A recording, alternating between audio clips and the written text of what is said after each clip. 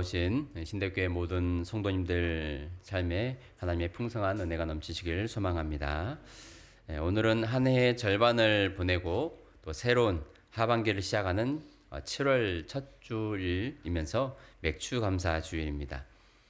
이 절기는 과거 이제 선교사님들이 우리 땅에 들어오면서 구약의 추수 감사, 추수를 한 이후에 하나님 앞에 감사를 올려드리는 이 정신을 한국의 이 농경 사회에 맞게 맞추어서 7월 초에 이렇게 맥주 감사주의를 저희들이 드리게 됩니다. 사실 이 맥주 감사, 구약의 맥주절을 지키라 해서 맥주절은 유대 민족들에게는 한 5월에서 6월 정도 되겠죠. 그리고 그 구약 시대의 맥주절은 신약 시대에 와서 성령 강림 주일로 지킵니다. 그래서 엄밀히 말하면 이미 우리는 맥주절을 의미적으로는 지키는 것이죠. 하지만 우리 한국 사회에 맞게 보리 추수의 시기를 맞춰서 7월 초에 우리 맥주 감사 주일을 드립니다. 사실 이것 자체도 엄청난 우리에게 중요한 의미가 있습니다. 우리는 새로운 지금 하반기의 삶을 향해 나아가는 지금 출발점에 서 있는 것입니다. 사실 송구영신 예배라 해도 될 만큼 충분한 의미가 있는 날입니다. 1년에 한 번 우리가 송구영신 예배를 드리는데 7월 첫 주도 송구영신 예배처럼 좀 드리면 좋지 않을까라는 개인적인 소망이 있습니다.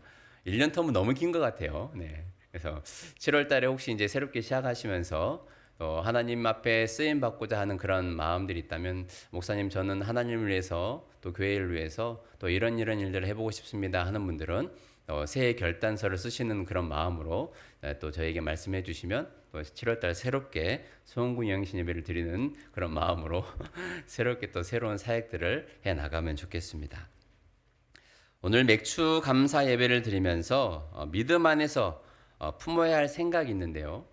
그것은 감사와 그리고 하나님에 대한 기대, 그리고 회개와 하나님이 이루실 회복, 이것을 우리가 마음에 품고 함께 예배를 드리면 좋겠습니다. 주신 것에 대한 감사, 주실 것에 대한 기대, 그리고 지난 날에 대한 회개, 앞으로 이루어 주실 회복. 오늘 이 말씀을 들으면서 이 생각을 가지고 막 마음이 벅차오르면 좋겠습니다. 오늘 본문 말씀에 기록된 50편 말씀에 보면 하나님께서 택하신 백성들을 향해 다시 한번 이렇게 요청을 하고 있습니다. 지나온 과거의 삶을 정리하고 새로운 삶을 향해 나아오라 라고 마치 초청하시는 것 같습니다. 재계약, 재갱신, 이런 표현을 우리가 쓰기도 합니다. 마치 이 말씀은 쉐마 들으라 이스라엘이여, 하나님께서 신명기 말씀에 말씀하시는 이 언약과도 같이, 그때는 신의 산 언약이라고 우리가 부르지만 시편 50편 말씀을 통해서 우리가 느끼는 감정은, 하나님께서 다시 나를 초청하시는구나. 다시 이 7월 첫 주일을 예배를 드리면서 하나님 그 새로운 언약 관계 안에서 새로 시작할 수 있도록 하나님 나를 부르시는구나. 이렇게 뜨거운 이 마음으로 이 말씀을 듣게 되기를 소망합니다. 7절 말씀은 이렇게 이야기를 하고 있습니다. 우리 읽진 않았지만 50편 7절 말씀을 한번 읽어보도록 하겠습니다. 내 백성아 들을지어다, 내가 말하리라. 이스라엘아 내가 내게 증언하리라. 나는 하나님 곧 내 하나님이로다. 아멘. 쉐마 이스라엘을 마치 하시는 것 같지 않습니까? 이 시간 예배 자리에 나와서 맥주 감사 예배를 드리는 우리에게 하나님께서 말씀하시는 거예요. 신대교회 성도들아 들으라, 내가 내게 말하리라. 우리와 소통하시며 먼저 말을 건네시는 이 하나님의 마음이 느껴지십니까? 왜 우리에게 말을 먼저 건네시고 우리에게 손을 내미시겠습니까? 지난날의 과거로 인해서 우리가 고통당하고 있기 때문입니다. 그 고통에서 헤어나오지 못하고 있기 때문입니다. 그러니 다시 손을 내미시는 거예요. 그러면서 다시 은혜의 자리로 초청하는 겁니다. 다시 하나님의 말씀을 듣고 새로운 삶을 향해 나아갈 수 있도록, 회복을 향해 나아갈 수 있도록 하나님께서 우리를 부르시는 것입니다. 하나님이 이런 하나님이십니다. 세상에는 크게 이 두 가지의 신론이 있습니다. 무신론과 유신론이 있습니다. 무신론은 하나님이 없다고 주장하는 사람들이고, 유신론은 일단 신으로 하겠습니다. 무신론은 신이 없다고 주장하는 사람들이고, 유신론은 신이 있다고 주장하는 사람들.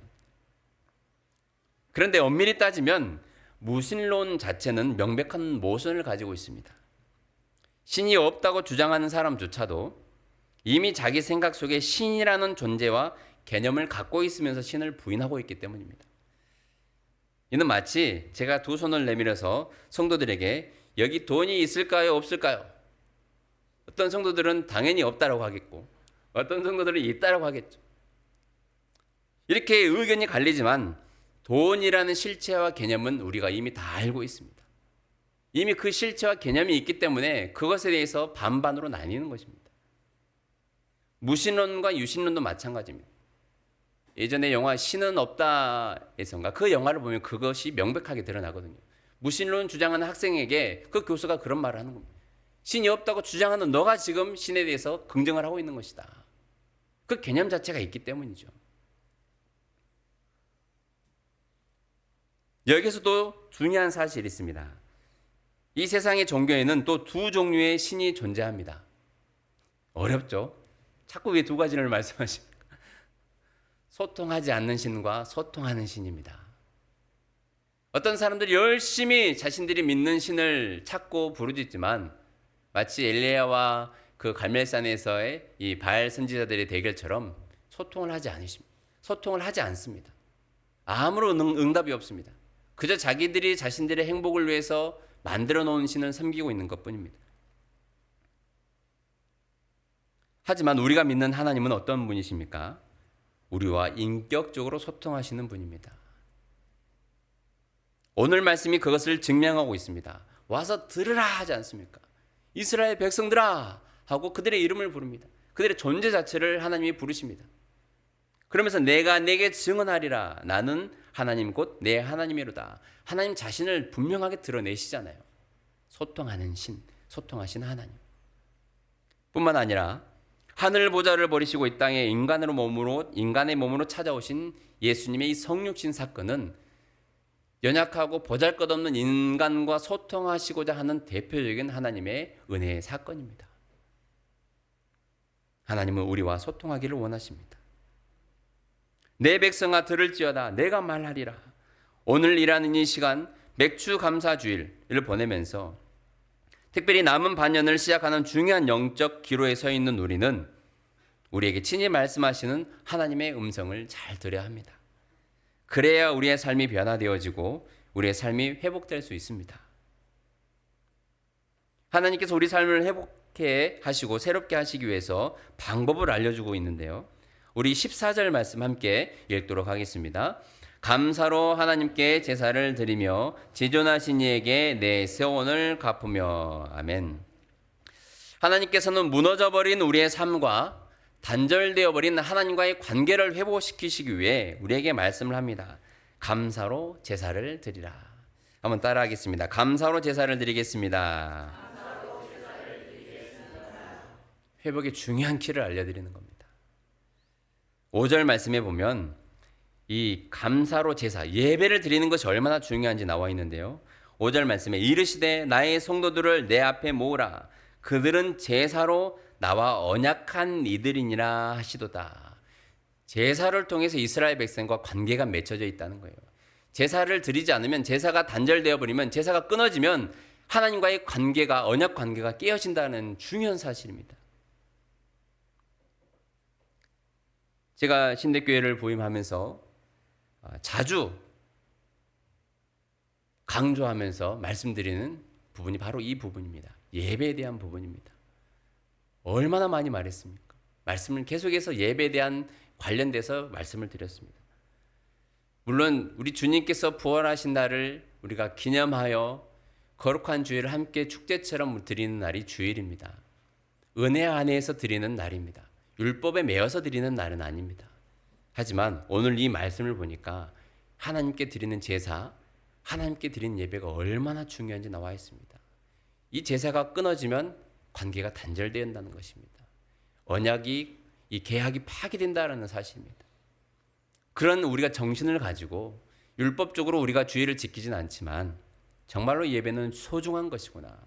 나의 사사로운 일들로 말미암아 예배를 소홀하게 여기면 하나님과의 관계가 단절될 수 있다는 사실 또한 우리는 알아야 합니다. 오늘 시편 50편 말씀에 6절 말씀에 이렇게 나옵니다. 하늘이 그의 공의를 선포하리니 하나님 그는 심판장이심이로다. 하나님을 대수롭지 않게 여기고 예배와 제사에 대해서 잘못된 생각을 가지고 예배드리는 성도들을 향해서 심판하시는 하나님이라 라고 선포하고 있습니다. 우리가 주일날 이렇게 함께 모여 예배드리는 것 또한 하나님께서 우리를 만나시고자, 우리를 사랑하시고자 우리를 부르시는 초청의 자리입니다. 이것을 우리가 소중하게 여기면서 이것이 곧 하나님과 나를 연결시켜주는 복의 통로구나. 하나님의 자녀로서 언약의 관계로서 하나님의 은총을 계속해서 누릴 수 있는 은혜의 자리구나라는 것을 우리가 기억하면 좋겠습니다. 구약시대는 짐승을 잡아 피를 흘려서 제사를 드림으로 하나님과의 관계가 계속 유지가 되었습니다. 그런데 이들이 착각하는 것이 있었습니다. 하나님께 제물로 짐승만 갖다 바치면 그것으로 할 일을 다한 것처럼 그들은 여겼습니다. 어떨 때는 병든 짐승들을 갖다 바치기도 했습니다.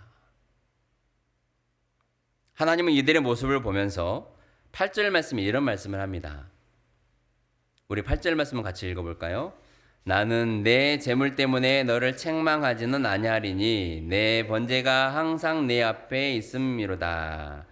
뭔가 이들이 잘했다라고 여겨진 것 같죠. 깊은 의미를 살펴보면 짐승은 갖다 바쳤지만 다 하나님이 기뻐 받으시지 않는 재물이고 제사였다라고 이야기하고 있는 것입니다.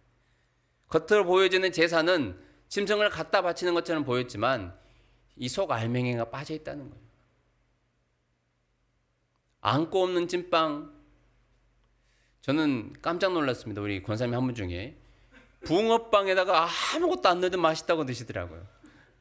제가 말씀을 준비하면서 안고 없는 찐빵을 먹겠습니까 했는데 잘 드신 걸 보고 아 이거는 애화로서 적절치 않다 해서 걸러냈어요. 그 바쁜 와중에도 그 기호에 맞춰서 제가 또 안에 팥을 넣지 않고 그래서 이 회화는 적절치 않다. 그래서 어쨌든 이들의 마음이 중심이 없이 짐승만 갖다 바쳤기 때문에 오늘 8절 말씀에 내 재물 때문에 너를 책망하지는 않겠다. 이미 충분히 있다라는 거예요.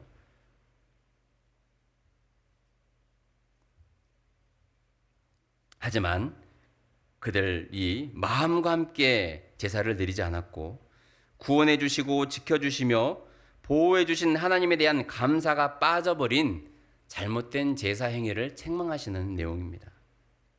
우리도 마찬가지입니다. 맥주 감사절을 지킨다고 할 때 어떤 마음으로 준비하며 예배를 드리고 있습니까? 제가 지난 주일에도 광고를 했고 어제 카톡으로도 한번 반년 동안 감사한 일들을 또 생각해 보시고 적은 이후에 내일 감사의물과 함께 봉헌하십시오라고 말씀을 드렸습니다. 그렇게 하자고 한 이유는 이들 제사처럼 드려지지 않기 위해서입니다. 그냥 을에 맥주 감사주일이니까 와서 예배드리고 또 준비된 예물을 드리고 그저 우리가 같은 루틴으로 반복이 되어서 드리는 행위보다는 그렇게 감사한 일들을 기억해보고 더듬어보고 적어보고 고백해보고 한 예배가 하나님 받으시는 맥주 감사 예배가 될 것이라 생각했기 때문에 그렇게 말씀을 드렸습니다. 우리 23절 말씀 한번 읽어볼까요? 감사로 제사를 드리는 자가 나를 영화롭게 하나니 그의 행위를 옳게 하는 자에게 내가 하나님의 구원을 보이리라. 아멘. 반드시 하나님께서는 우리에게 말씀으로 약속해 주고 있습니다. 감사로 제사를 드리는 자, 빈 껍데기만 드리는 것이 아니라 감사하는 마음으로 구원에 대한 감사, 삶을 지켜주시고 보호해 주시는 그 은혜에 대한 감사를 담아 하나님 앞에 제사를 드리는, 예배를 드리는 사람이 바로 나를 영화롭게 한다. 영화롭게 한다라는 것은 무겁다라는 이 카바드라는 단어가 쓰였습니다. 무겁다. 나 가벼운 사람 아니야? 좀 쉽게 말해서 이러잖아요.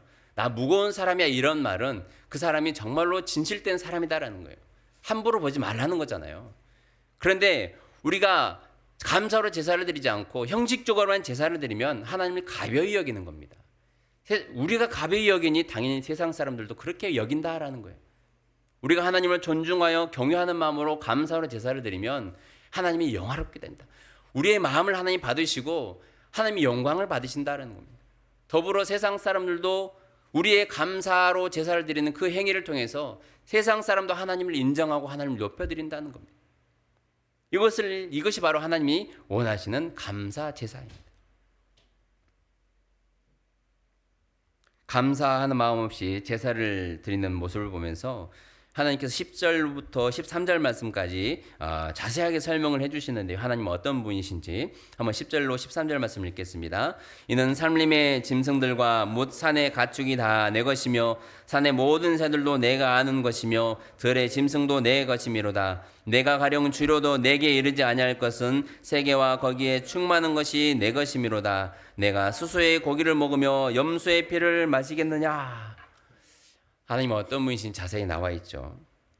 하나님께서 이들을 통해서 짐승을 바치라 한 이유는 짐승 자체를 원해서가 아닙니다. 짐승이 다 내 것이라 말하지 않습니까? 내가 주려도 너희들에게 짐승을 구하지 않는 것은 그들이 다 내 소유이기 때문이다. 온 천하 만물이 내 소유이다 라고 하나님께서는 말씀하고 있습니다. 그런데도 짐승을 바치라 한 이유는 하나님을 경외하는 마음을 보시기 위해서입니다. 그 짐승을 바치기 위해서 잘 선별하는 과정이 필요하지 않겠습니까? 우리가 비단 다른 사람에게 선물을 주려고만 해도 그 선물에 흠집은 나이지 않았는지, 포장은 제대로 되어 있는지 이런 건 살피고 줍니다. 우리 집에서 제일 안 좋은 것을 갖다 주면서 선물이라고 하면 안 되겠죠. 그 가게에서 가장 파지라고 하죠. 파지를 갖다가 내 마음을 담은 선물입니다 라고 다른 사람에게 선물로 주면 관계가 단절이 되는 겁니다. 하나님 우리에게 제사를 드리라고 하는, 짐승을 바치면서 제사를 드리라 하는 이유는 우리의 진정성 있는 마음과 믿음을 보기 위해서입니다. 그리고 그 믿음을 보시고 복을 하나님의 섭리 가운데, 하나님의 때에 우리 인생 가운데 복을 허락해 주시기 위해서, 복을 주시기 위해서 우리에게 이런 마음으로 제사를 드리라는 것입니다. 오늘도 마찬가지로 우리가 맥추 감사 예배를 드리고 주일마다 예배를 드리면서 예배자로 서고 또 하나님 앞에 우리의 예물을 준비하여서 드립니다. 하지만 이것들이 형식적인 것이 되어서는 안 됩니다. 하나님이 돈이 없어서 우리에게 돈을 바치라 하는 것이 아니죠. 하나님께서 요즘 세계 경제가 어려우니 천국 경제도 어려운 줄 아십니까? 그렇지 않습니다. 예배를 드리는 그 예배자의 마음과 또 각자 형편에 따라 드리는 그 예물을 하나님께서 받으시지만 그 마음을 함께 받으신다는 거예요. 마음이 없는 제사, 마음이 없는 예배, 진정성이 없는 예물을 하나님께서는 받지 않으십니다. 그런 우리가 매주마다 예물을 드릴 때, 예배를 드릴 때 늘 우리는 생각을 해야 합니다. 그러면서 하나님이 받으시도록 우리가 하나님 앞에 드리는 것이 참 중요하다라는 것입니다. 광고를 들으시고 이제 적지 않으신 분들, 생각지도 않으신 분들, 바빠서 또 여유가 없어서 적지 못하신 분들이 계실 줄 압니다. 한두 분 정도는 계실 텐데 이따가 봉헌하실 때 우리가 찬양 이후에 잠시 눈을 감고 한 1분 정도 묵상하면서 그때 우리가 우리의 감사의 고백들을 함께 봉헌하도록 하겠습니다. 됐죠? 속이 좀 시원하죠, 이제. 두 번째로 하나님께서 우리 삶의 변화와 회복을 위해 요구하시는 것이 있습니다. 14절 말씀 우리 다시 한번 읽겠습니다. 감사로 하나님께 제사를 드리며 지존하신 이에게 내 세원을 갚으며. 아멘. 하나님은 저와 여러분이 신실한 성도로 살아가기를 원하십니다. 왜냐하면 우리가 믿는 하나님이 신실하신 분이기 때문입니다. 내게 말씀이 내가 거룩하니 너희도 거룩할지어다 라고 말씀하십니다. 하나님께서는 오늘 말씀을 통해서 우리에게 분명하게 말씀하십니다. 내가 신실하니 너희도 신실할지니라. 하나님은 한번 약속하신 것을 반드시 지키시는 하나님입니다. 우리 인간에게 변함없는 사랑을 베풀어 주시고 구원을 허락해 주십니다. 그 하나님에 대한 우리의 반응, 우리의 삶은 어떻습니까? 오늘 본문 말씀을 통해 하나님께서는 지존하신 이에게 내 소원을 갚으라 라고 하십니다. 우리 한번 이렇게 고백하겠습니다. 하나님께 소원을 갚겠습니다. 네, 잘 말씀하셔야 됩니다. 네. 소원이라고 하는 것은 인생의 큰 위기와 고난을 만났을 때에 하나님 저 좀 도와주세요. 하나님이 이 문제를 해결해 주시면, 이 상황을 벗어나게 해주시면 제가 하나님의 신실한 자녀로 살겠습니다. 온전한 예배를 드리겠습니다. 하나님의 거룩한 백성으로 살아가겠습니다. 이렇게 결단하는 것이 소원이거든요. 대표적인 사례가 우리가 사무엘상 보면 한나가 그런 소원 기도를 올려드렸습니다. 자녀가 없어서 고통 중에 있을 때에 정말로 자신의 모든 마음을 토로하면서 하나님 앞에 기도합니다. 만약에 제게 아들을 주시면 하나님께 바치겠습니다. 그게 소원 기도거든요. 그래야 하나님께서 한나에게 아들을 주시고 사무엘이라는 이 이스라엘에 있어서 영적 지도자로 세워질 수 있도록 이 한나가 소원한 대로 사무엘을 바칩니다. 야곱 역시 형 에서를 피해 도망치던 이 광야의 한밤중에 하나님께 소원을 합니다. 하나님이 나와 함께 계셔서 나를 평안히 아버지의 집으로 돌아오게 하시면 여호와께서 나의 하나님이 되실 것이요 기둥으로 세운 이 돌 베개를 만들어서 이 베개를 베고 잤는데 이 돌이 하나님의 집이 될 것이요 내가 주신 모든 것에서 10분의 1을 반드시 드리겠나이다 라고 소원 기도를 합니다. 도망자잖아요. 손 버릴 데가 없습니다. 그리고 훗날 야곱은 베들로 올라가 단을 쌓으면서 예배자로서 그 소원을 갚았습니다. 신대교회 성도들, 하나님께서 이 말씀을 통해서 우리가 소원한 것들을 깨닫게 하실 줄로 믿습니다. 지난 상반기 동안 아마 힘들고 외로울 때, 질병으로 고통당할 때에, 물질의 위기 앞에 서 있을 때에 하나님께 고백했던 약속들이 있을 줄로 압니다. 저는 모르지만 하나님, 이 고통이 왜 이렇게 저에게 힘듭니까? 이 고통이 지나가게 하시면 하나님 앞에 저희가 이런 삶을 살겠습니다. 지난 상반기 동안뿐만 아니라 아마 우리의 신앙 여정 가운데 그런 소원 기도를 하신 분들이 있을 것입니다. 그런 우리에게 하나님은 말씀하십니다. 지존하신 이에게 내 소원을 갚아라 라고 말씀합니다. 우리가 하나님 앞에 소원했던 그런 결단의 순간들을 하나님께서는 기억하고 계신다라는 겁니다. 지난번 이 선교 갔을 때에도 선교팀 중에 한 분이 정말로 이 수술대에 누워 있을 때에 그런 소원 기도를 했다고요. 하나님, 이 좀 위험한 상황 가운데 수술해야 되는 그 상황에 하나님, 이 수술이 잘 마치고 건강하게 해주시면 정말로 신앙생활 열심히 하겠습니다.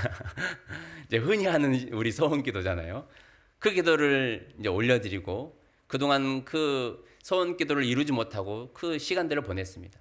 수년이 흐른 이후에 삶의 여러 가지 고통 중에 어려움 중에 있을 때 하나님께서 또 새로운 은혜를 주셔서 선교 현장에 오게 하시고 또 이 계기들을 통해서 신앙이 회복되게 하시고 예배자로 바로 설 수 있는 은혜를 주셨다라고 이렇게 고백을 하더라고요. 그래서 소원은 우리가 기도를 할 때에 하나님께서 들어주십니다. 다급한 기도잖아요. 그 소원 기도 다급할 때 화장실 갈 때 마음과 올 때 마음 다르다고 수술이 잘 끝나면 우리는 때로는 그것을 잊어버립니다. 하지만 하나님 기억하고 계세요. 그 소원을 그대로 이룰 때에 하나님께서 준비된 은혜와 원총을 그 삶의 자리에 허락해 주십니다. 그래서 소원을 지존하신 이에게 소원을 갚아드리는 우리 신실한 우리 신대교회 모든 성도들의 얘기를 소망합니다. 마지막 세 번째로 하나님께서 우리 삶의 새로운 시작과 회복을 위해서 우리에게 주시는 방법이 알려주신 방법이 있는데 15절 말씀 한번 읽어보도록 하겠습니다.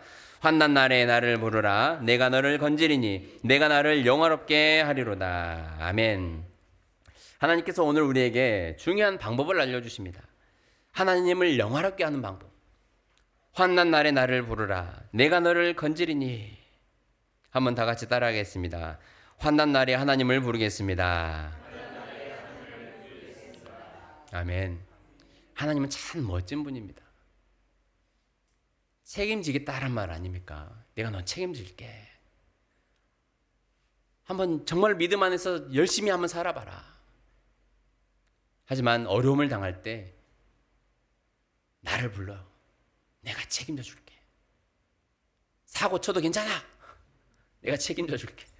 정말 멋진 하나님. 가끔 우리가 멋진 보스들을 이렇게 한 번씩 말을 들으면 한번 너가 계획한 대로 한번 해봐. 그리고 문제 터지잖아. 나한테 해. 내가 책임 다질게. 이 진짜 멋진 보스 아닙니까? 자기에게 해가 될까 봐 꼼짝달싹 못하게 아주 통제하는 그런 보스가 있는 반면에 어떤 사람들은 마음대로 해. 하지만 거기에 대한 이 책임은 내가 질게.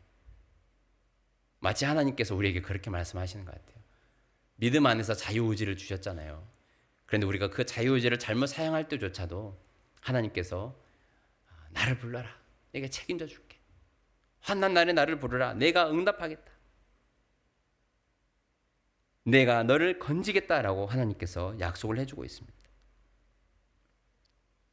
우리가 육신의 질병으로 고통당할 때에도, 경제적인 어려움으로 밤잠을 설칠 때도, 가정과 직장에서 사람들과의 문제로 인해 극심한 스트레스로 곧 죽을 것 같이 힘든 순간에도 하나님께서 말씀하십니다. 나를 찾아라. 걱정하지 말고 두려워하지 말고 나를 부르라. 내가 너를 건지리라 라고 말씀하십니다. 이사야 41장 10절 말씀에 우리에게 위로를 주신 말씀이 있습니다. 두려워하지 말라. 내가 너와 함께함이라. 놀라지 말라. 나는 내 하나님이 됨이라. 내가 너를 굳세게 하리라. 참으로 너를 도와주리라. 참으로 나의 의로운 오른손으로 너를 붙들리라. 하나님의 약속의 말씀입니다. 하나님을 찾고 하나님을 부를 때에 하나님은 응답해 주십니다. 욥의 고통을 그대로 두지 않으시고 하나님을 찾을 때에 하나님이 응답하셔서 이전보다 갑절의 은혜를 주셨습니다. 또한 극심한 가뭄으로 마지막 남은 가루로 음식을 해먹고 죽으려 했던 이 사르밧 과부에게 하나님은 은혜를 베푸셔서 그 가뭄 중에도 가루통에 가루가, 기름통에 기름이 끊어지지 않도록 은혜를 베푸셨습니다. 그런데 차이점이 있다면 사르밧 과부는 직접 하나님의 이름을 불렀다라는 내용은 없습니다. 하지만 그 믿음의 행위가 하나님의 눈길을 향하도록 한 것입니다. 하나님이 보내신 선지자 엘리야를 위해서 자신이 가진 가루 조금, 기름 조금을 가지고 음식을 만들어 주었습니다. 이것은 하나님께서 엘리야를 사르밧 과부에게 보내셨기 때문에 하나님 말씀에 순종한 것이고 하나님이 보내신 선지자를 대접한 것입니다. 이 여인의 믿음의 행위가 바로 하나님을 부른 것이고 하나님의 얼굴이 이 사르밧 과부에게로 향하게 한 것입니다. 하나님을 찾으라, 하나님을 부르라 하는 것은 단지 이 위기의 순간에 하나님 도와주세요라고 이름을 부르는 것뿐만 아니라 말씀에 순종하며 선을 행하는 것도 하나님을 부르는 믿음의 행위입니다. 우리의 기도와 믿음의 행위를 통해서 하나님의 은혜의 손길, 구원의 손길이 우리 삶에 임하게 됨을 믿습니다. 하나님은 우리와 소통하시는 분입니다. 오늘도 우리를 이 자리로 부르셨고 우리에게 말씀하십니다. 하나님 말씀에 순종함으로 감사로 제사를 드리고 하나님께 서원을 갚으며 위기의 순간 하나님을 찾을 때에 우리의 삶을 통해 하나님은 영광 받으십니다. 오늘 본문 말씀처럼 우리의 믿음의 삶을 통해서도 하나님 영광 받으시지만 때로는 고난을 겪고 있는 성도들을 통해서도 하나님은 영광을 받으십니다. 그 영혼들을 이렇게 세움으로 하나님의 하나님 되심을 드러내기 때문입니다. 우리의 모든 삶을 통하여서 하나님을 영화롭게 하리라 라고 말씀을 하고 있습니다. 맥주 감사 예배를 드리며 하나님을 영화롭게 하는 성도가 누구인가? 바로 감사로 예배하는 자. 하나님께 서원했던 그 서원을 갚은 자.